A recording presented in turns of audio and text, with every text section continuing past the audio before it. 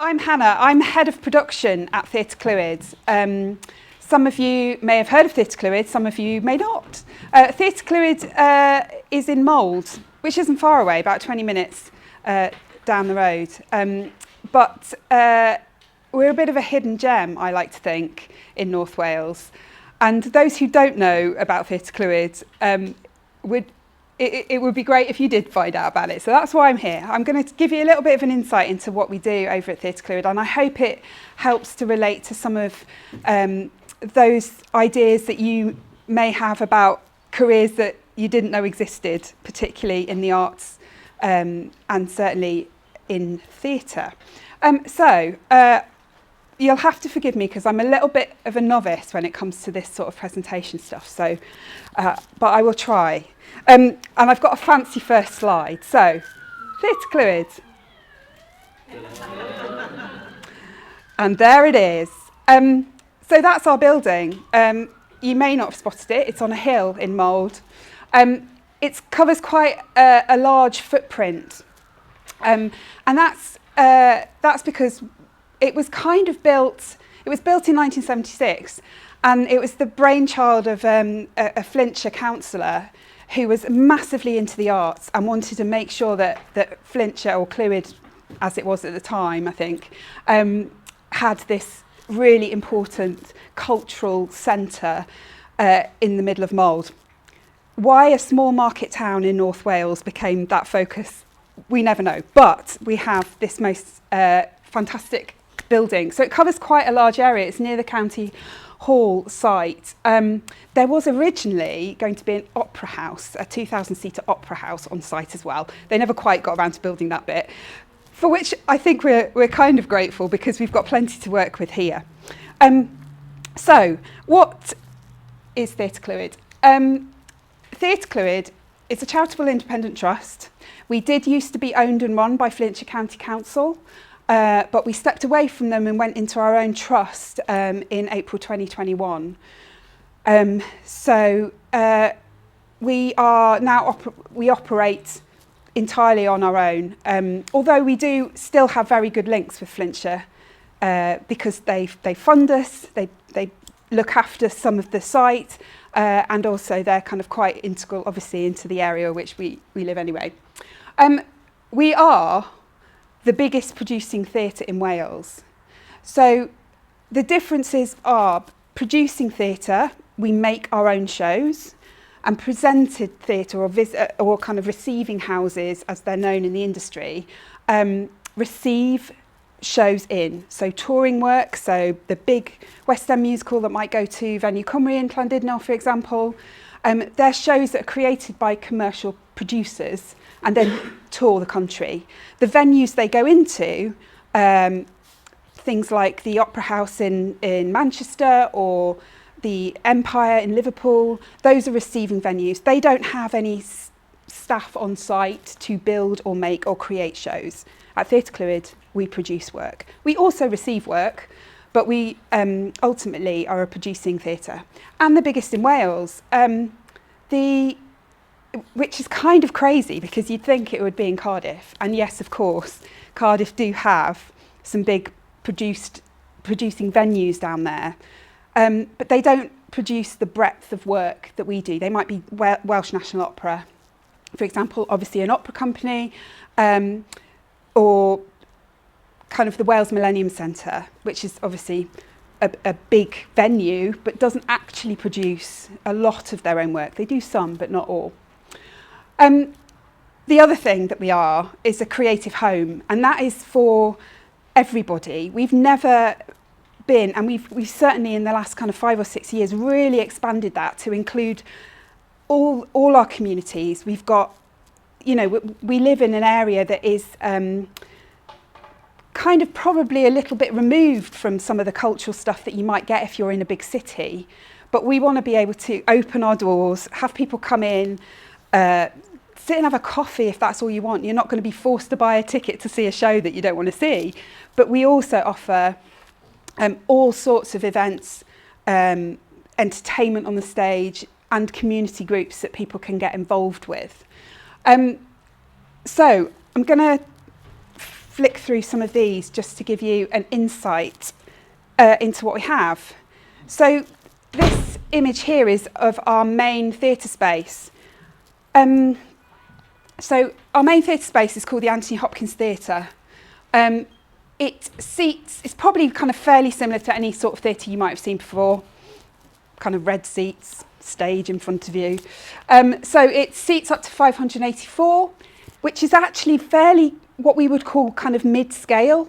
When you get the bigger venues that have over 1,000 seats, those are the sorts of venues that can take the big West End shows that come in. That's why Venue Cymru at Llandudno has things like Wicked or Sister Act or something.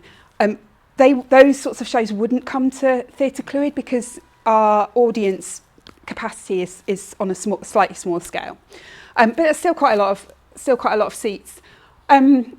We have full technical facilities there. So we have the flying system, which brings the scenery in and out above the stage, and obviously lighting, sound, projection, all it is kind of there. It's owned by us. It's what we operate. We also have the four-stage and orchestra pit. So you can probably see this area here, which has actually got some seats on it in this image. That's an orchestra pit that can go right down, have a huge orchestra in it, or that can come up to stage level and be part of the four-stage of the stage. The stage itself is about 10.8 metres wide, about 11 metres deep. It's quite a decent sized stage. Also, just to give you an idea of the sorts of things we do a bit of everything. We'll have plays, drama, musicals, comedy nights. There might be music events, dance, but we also hire out the venue for conferences, and we've had wedding on stage as well before. So that's just one of the spaces we've got at Theatr Clwyd. The other one is our studio space. So this is the Emlyn Williams Theatre. It's a black box studio theatre. It seats up to about 250, but that can be in different configurations. So we can have what we call end on, which is as we are now with the audience end on to the stage, or we can do it in the round. We move the seating around and we can have a in the round space, or we can do it traverse where you have audience down two sides and the playing space in the middle.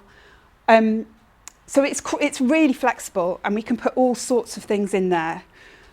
We do have technical facilities in there. The one thing we don't have is any flying. So it has what we call a grid level, which is at about 6 metres high, but we can't disappear anything above there. So we're kind of restricted by how much we can use scenery above the stage. And again, we present the same sorts of things. We also have community groups who use our spaces. So amateur theatre companies will book our space to put a show on that they've rehearsed and kind of made themselves, and they'll hire the space to put it on. So that's the Emlyn Williams Theatre. We also have other spaces at Theatr Clwyd. We have a cinema, which seats about 120. The cinema puts on not your big blockbusters, sometimes art films, sometimes some of the more popular films, but for a reduced run. But it's very comfortable cinema. And we also have the Clwyd Room, which is a function space that we hire out. Again, we can do conferences, weddings, events. And then we have Studio 2, which is a performance and workshop space that used to be the old HTV television studio when the building was first built. Part of the building was run by HTV. They kind of walked away from it, I think late 80s, early 90s, and kind of went, yeah, we don't want to have a TV studio in the north of Wales. So the theatre kind of absorbed the space, and we now use it as a performance and workshop space. So we've got quite a lot of building space. And we also have a lot of back of house space. So we do, one of the reasons why we are one of the biggest producing theatre in Wales is we have all the production teams on site. So I've got a couple of photos. This is a picture of Catherine Parkinson. Some of you might recognise her from the television. But she was in a show called Home I'm Darling, which was set in the 1950s. We made this show in conjunction with the National Theatr in London. So it was what we call a co-production. But we made it presented at Theatr Clwyd first and then went down to London. So we were kind of the regional premiere of the show. It's coming back, not with Catherine in it though, but it is coming back in March. A slightly different version, but the same show. And then we've got Panto. This is Phil Harries, who is our dame, has been our dame in Panto. The reason I put these pictures in is to kind of show you a bit about our costume variety that we do. So we have a workroom. This is our costume workroom. On site, we have 4 in our costume making team, all very talented costume makers, make all the costumes for all of our shows. And that's on site in our building.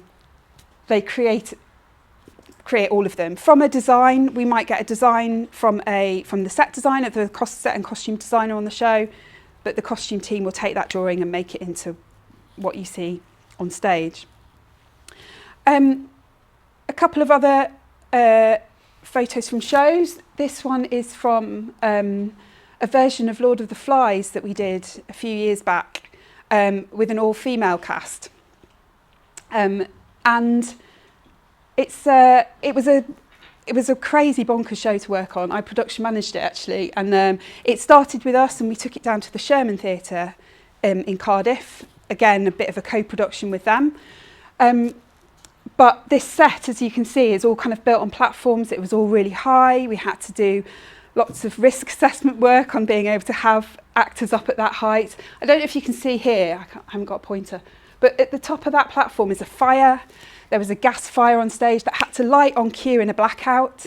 So we had to kind of work out what sort of kit we needed to do that. It ended up being a gas fire that had a little pilot light in it, basically, that when we put the cue up, it lit. But we made all of this set that you see in front of you. We made it. We've got a workshop team who build all our sets. A lot of this was kind of using some rostra decking to make the platforms, but everything else had to be kind of made and painted by our teams. And another interesting set that we've had to build, this is the set for Home I'm Darling. So it's set in an ordinary house, as if it's been sliced down the front. So obviously we can see the kitchen and the living room, and upstairs we've got the bedroom and bathroom. So we have to create the whole kind of set on stage. Now, a lot of the work that went into this was how structurally we can make it sound when you've got actors running up and down stairs on a set. So it was a whole steel second level that had to be specially calculated with engineers' calculations and all that kind of thing. But all of this was made by Theatr Clwyd.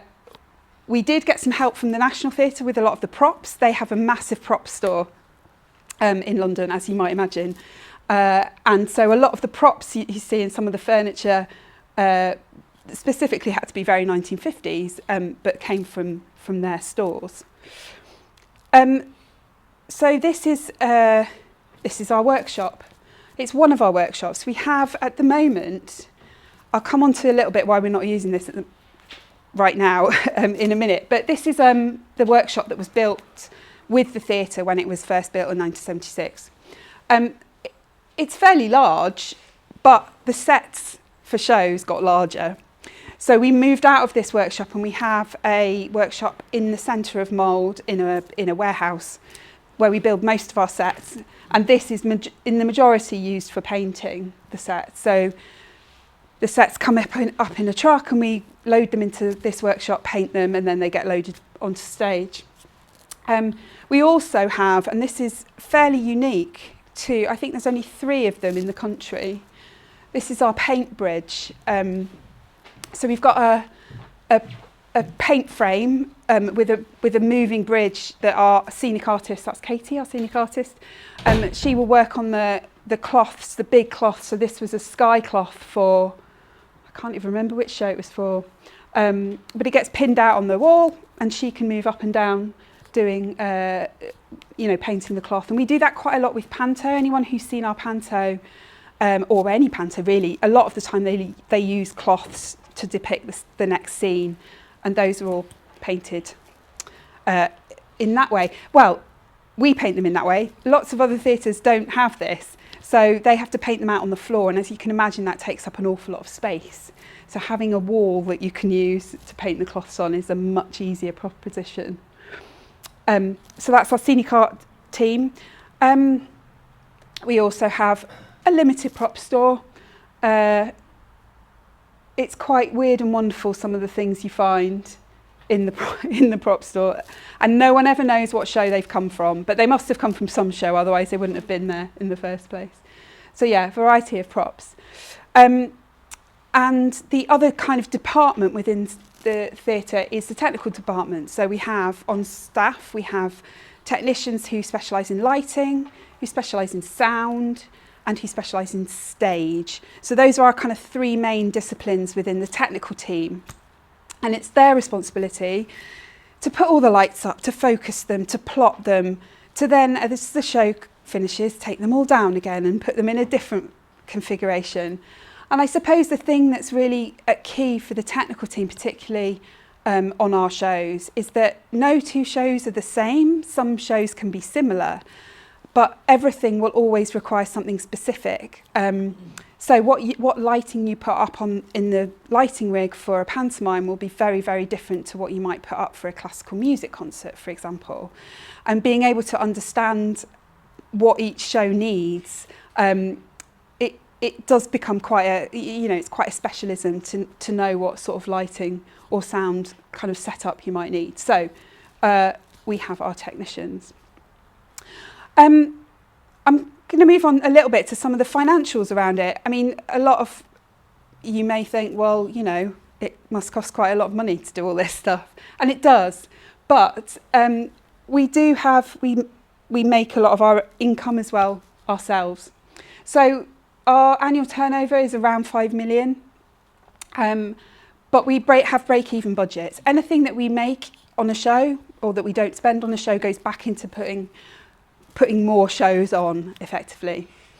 And we're the third biggest client of Arts Council Wales. It won't surprise you that the two clients above us are Wales Millennium Centre and Welsh National Opera. But in terms of how much funding we get from Arts Council Wales, we're third on their list, which is,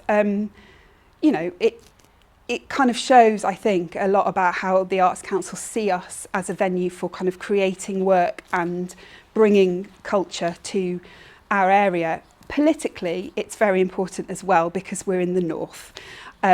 So they can quite happily say that their top three the places that they fund aren't all Cardiff-centric, which is helpful for them. But obviously, it's testament to the sort of work that we put on that they're willing to fund us to that level. But we also generate our own income. So through ticket sales, through secondary spend, so drinks at the bar, ice creams, all that kind of thing goes into some of our added income. And we generated over 61% in the year 18-19, which was our most, I think, we ever have. The other thing financially, I guess, to say is that we kind of put back into the economy in the area as well. So for every £1 that we get from Flintshire County Council funding, we are generating more, £8.73 internally. We're creating more than we're getting. And the same for the kind of the wider impact across North East Wales.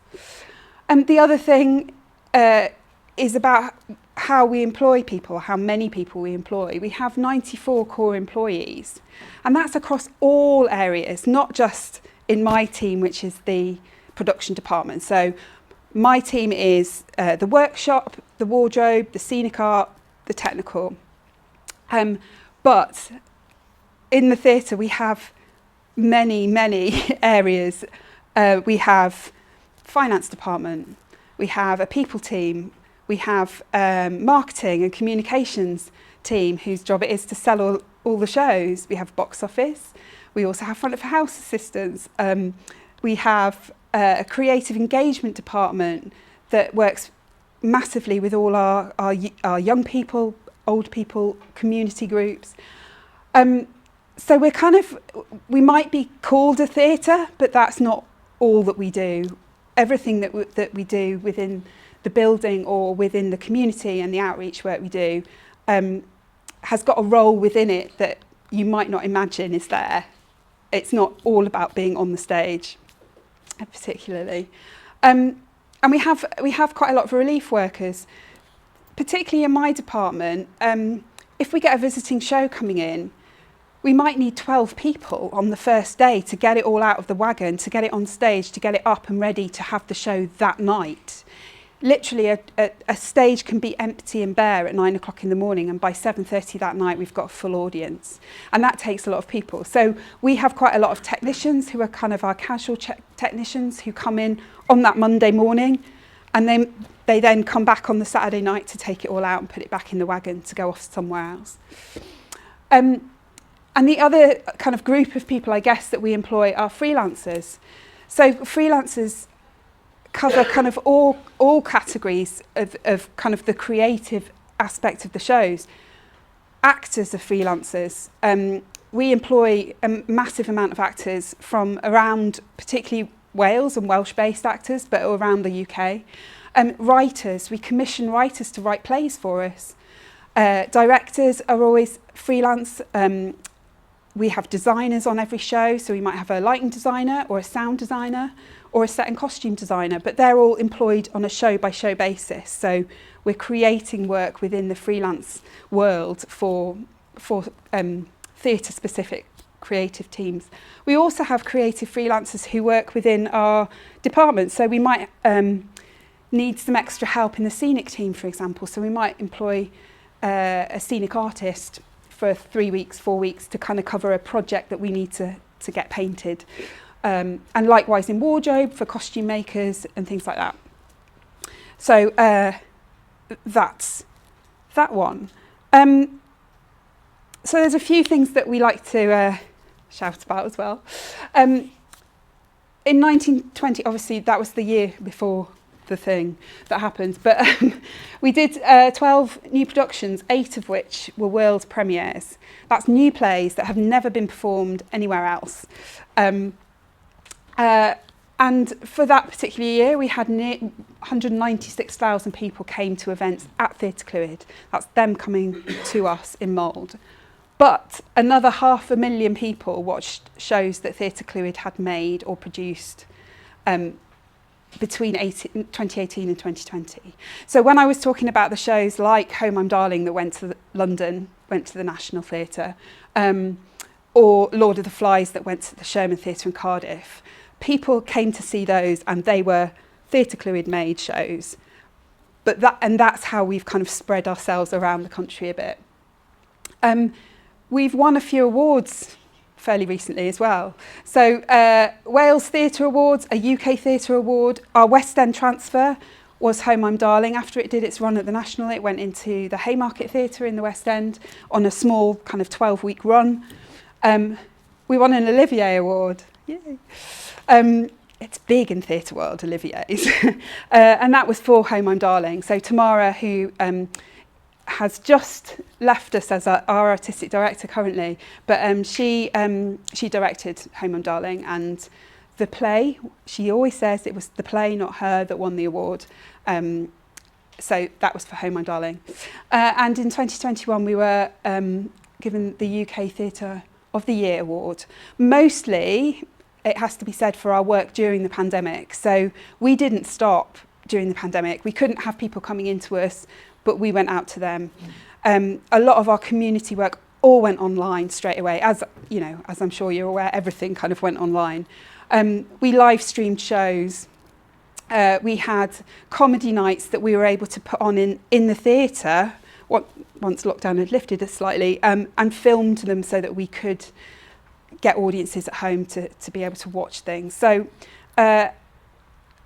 that's part of the reason we won that award.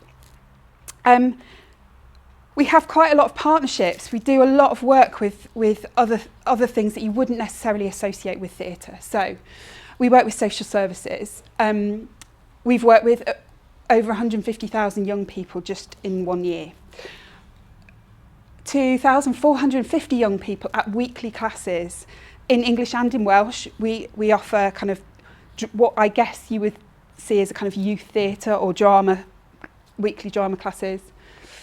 Justice in a Day was a project we've been running now for over 10 years, which goes out to schools and basically teaches year 9 pupils how not to be, well, it teaches them what happens if you were to be arrested as a teenager and what the process of that justice would be in the justice system. So, like, if you're arrested, what happens when you go to the police cell? What happens when you go to court?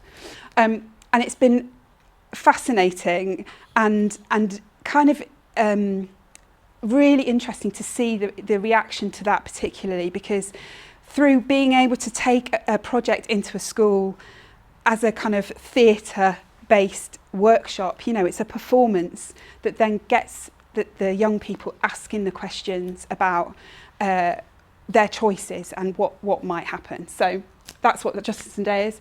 We've got a partnership with Betsy Cadwallader University Health Board. Arts from the Armchair, Singing for the Soul, Singing for Lungs are all projects that we've run with funding in conjunction with Betsy Cadwallader, where Arts from the Armchair is for people with early onset dementia or memory loss, and they get referred to us, and we do weekly workshops with them that bring arts to them in a kind of group format. And the same for Singing for the Soul with people with mental health issues, just kind of showing that, you know, that idea that actually just being with a group and being able to sing for an hour a week can make a difference. And Singing for Lungs was people with lung conditions, and again, using some of that power of art and performance, I guess, to help them. So as I've said, we did some live streaming. We took on Flintshire Council music services, so the music services that go out to schools and give children their piano lessons or their guitar lessons. We took on running that, and we have so far we run over 500,000 sessions a year in schools. We also have technical apprentices. We've had at least one technical apprentice, we've currently got 2, in the technical department, so doing lighting, sound, stage. And we've been doing that since 2016. So we've been able to kind of help train up some of the next generation of technicians, hopefully, theatre technicians. Disposable plastics free, yeah, we went plastic free in our front of house spaces, so none of our drinks and everything sold in single-use plastic. Another achievement. So I'm conscious I'm probably talking too much, but we're okay. So following the pandemic, we kind of came back fighting. Theatre industry was a little bit decimated by the pandemic. Lots of theatres have closed, had made people redundant, and we were really lucky that we were able to continue, as I said before, kind of actually putting out content and helping. Since we've reopened, we've done 28 new plays. Some of those new plays were only 10-minute long plays, but, you know, we've counted them. And 27 new plays were by Welsh or Wales-based writers. We've kept our ticket prices low, £10 or less, for 36,000 people have been able to come and see events as low as we can obviously make it. We're trying really hard not to make the ticket prices have to go up because everything else is. We've given tickets to communities for free, we've delivered music lessons, and we've worked in 79 schools and with 129 people via social services. So our social service kind of connection is helping the vulnerable families. So things like summer schools that we run, we offer free places to those people who need them in some ways more than anyone, certainly if they're feeling vulnerable in school holidays and things like that. We've employed 1,433 weeks of freelance employment. That's people, as I was saying, directors, designers, actors. You know, we want to employ people, and so we have employed people on multiple occasions. And we've had nearly 175,000 people watch new work. So kind of moving on, I guess there's a question as to, well, what next? You know, we've got this building, we've got all this work that we've done. How do we kind of keep the impetus on that? We're having some building work done. So this image is the new plans for the Theatr Clwyd. So we've got the Anthony Hopkins Theatre, the Emily Williams Theatre. This is our Studio 2. We're having some work done. So all the front of house bit, the yellow, is where we're having some remodelling of the front of the building. All the backstage bit, the blue, we're having a new workshop built on site, so we don't have to transport our sets from one end of mould to the other. And all our dressing room spaces are all being renovated. The other thing we're doing is having all new electrics, new systems for flying, new systems for sound. And this has now, thankfully, it's started. So the building, as it is currently, is going to look fairly similar in the main from outside, with extra bits added, but inside it's going to be kind of even better. So I've just got a few images of kind of what we do. This is what we're talking about in terms of the flying system, so above the stage. But this shows some of the remodelling that's going to happen out the front in the foyer. The other image shows how it sits from the front. So as you can see, we've got our three kind of spaces kind of next to each other. Our cinema is kind of tucked away underground, and these will be rehearsal rooms. So when we're making shows on site, we obviously need to rehearse them. And what we're doing here is creating some double height rehearsal spaces. So for example, the shows that I showed you, the sets of Lord of the Flies and Home I'm Darling, in the rehearsal room, we need to build some stairs and some upper levels so that those actors can practice what they need to do. So we need the ceilings to be high. So we're getting those rebuilt. And the building's going to look, as I say, fairly similar. Like the fly tower is still going to be the same, but we're going to have this new frontage to the building, which gives us really nice open views. This is the artist's impression of what the bar might look like. We've got amazing views of Mulvamai and the Clwydian Hills. So we're going to make a gorgeous new bar restaurant space where we can have audiences can come before the show and have a lovely meal. In the meantime, though, this is going to be finished by the end of next year. So we've just put the hoardings up a few weeks ago now. So the Anthony Hopkins Theatre is running open until the 1st of April. So Heathers the Musical is the last show that's going to be in the Anthony Hopkins Theatre. And then we hand that over to the builders. But they've already started on site. And it should all be finished during 2024. But in the meantime, we've got a temporary space that we've built to the side of us. So this blue dome here is the Mix Theatre, which is a temporary theatre space that we've built. As you can see, it's kind of next door to the main building. It seats up to 240. It's an end-on, but it looks like a tent. It kind of is a tent. But it does have integral lighting fixtures within it, so we can kind of create theatre as we know it, but it's a very different space. I'll show you a picture of it in a minute. And then we've got what we call the village. So this is our temporary front of house facility. So this big marquee at the top houses the bar, the toilets, a front of house foyer, box office. And then we've got the temporary back of house facilities, which are the green cabins you can see there. And we have dressing room cabins, a green room, toilets and showers for actors. And this, just building this has been a challenge in itself. We've had to get power to it, we've had to get water to it, we've had to, you know, it's like creating a new, well, it's a village off the side of the building. So if you come up to Theatr Clwyd at any point, you will see these temporary facilities. But part of this is about making sure that we keep going through the building work. It would be so easy to close the building, make everyone redundant, build the building, and then have to re-recruit. But we've never wanted to do that. So much of our skill and knowledge is integral to the people we have in the building now. And we want to keep going. We want to keep audiences interested whilst we have the building work done. So that's just to show you the inside of the blue domed theatre. So that's the mix space that we have, and that's inside the foyer. So we've made it look fairly inviting. It does get a bit windy sometimes, and was a little bit cold in the winter. It's better now. And the other thing that you particularly may be very well aware of, we now operate William Aston Hall. So we took over in April last year, the running and operation of the hall. So we are programming events in there and entertainment. We're running the bar and the ticket sales now. And we also provide all the technical support for anyone who's hiring the building or any of the programmed events.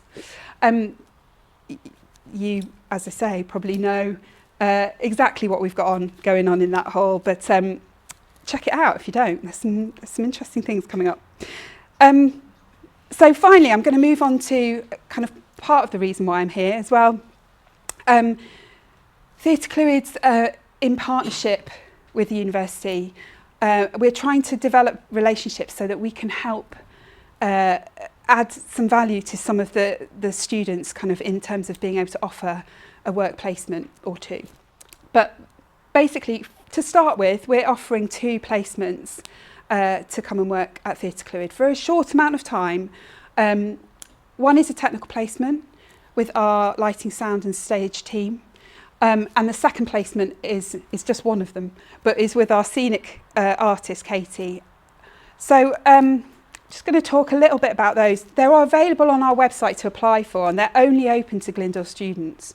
You don't have to be studying in any of the kind of areas where you might think, but it's about being able to show us an interest and an enthusiasm for the discipline. So the technical placement will be with our lighting, sound and stage management stage team on Truth or Dare. Truth or Dare is a production that we've got coming up at the end of April. It opens. It's 2 productions. One's Truth and one's Dare. They each have 5 plays that have been commissioned and written by Welsh writers or Welsh or Wales-based writers. And they're all 10-minute plays. But each one, that was their heading that they were given when they were written it, so either Truth or Dare. And they're plays that are in some way interactive. Audiences are asked to bring a prop, and the scripts are written so that there is, that the actors won't know what the prop is until it kind of appears on the night. So there's a little bit of kind of interest there. It's kind of, last year, year before last, we did Curtain Up, which was a similar vibe. We had kind of 10 plays where audiences could kind of interact and choose certain pathways in terms of the play. So that's the plays we're doing. The placement is going to run for 2 weeks. So the week of the 17th of April is when we do what we call the fit up. So that's going into the mix, rigging the lights, rigging the sound, getting the set in, getting it all ready technically. And then the following week is what we call technical rehearsal. So that's when the actors come in and they work with the director and kind of tech the show, plot it all through with all the lights and sound. And the first performances of Truth and then Dare are the Thursday night, Thursday is 27th of April and Friday is 28th. And then it runs for 2 weeks with us. And that's in the mixed theatre. That's the blue domed theatre. So what we're offering with this placement is for one person to come for 2 weeks. It would be kind of full-time weeks in terms of hours, and just be with our technical teams, ask questions, be able to see how we put something together from literally from an empty theatre to opening a show on that Friday night with an audience. So that's the first one. And then the second one is a scenic placement on The Great Gatsby. So Great Gatsby is an immersive show that we are putting on in the centre of Mould, in the Dolphin Pub. We did the same show 5 years ago now in the Dolphin Pub, and we're bringing it back.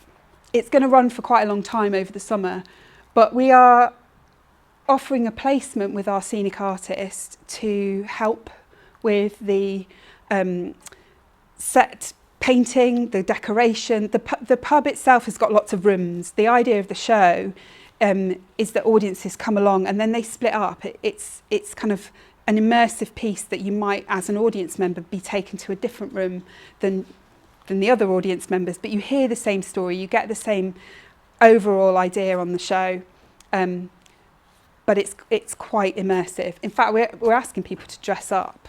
I mean, I don't know if they will. Audiences did before, but yeah. So what we're offering for this is 3 days a week for 3 weeks with our scenic artist, to spend time with her learning some of those techniques and understanding about how we put a show on from a kind of design-led point of view, how we decorating the rooms, what's the designer asking us to create, and how do we then create that.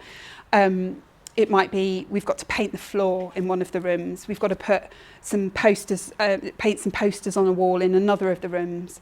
But some of it is going to be on site at the pub when we're doing what we call our fit up, and some of it might be in the workshop in mould, painting bits of set and scenery for that. So those are our placements. And I think that's it. I mean, I'm going to leave you with a cheery picture of Phil Harries in his Dame outfit, because it's just joyful.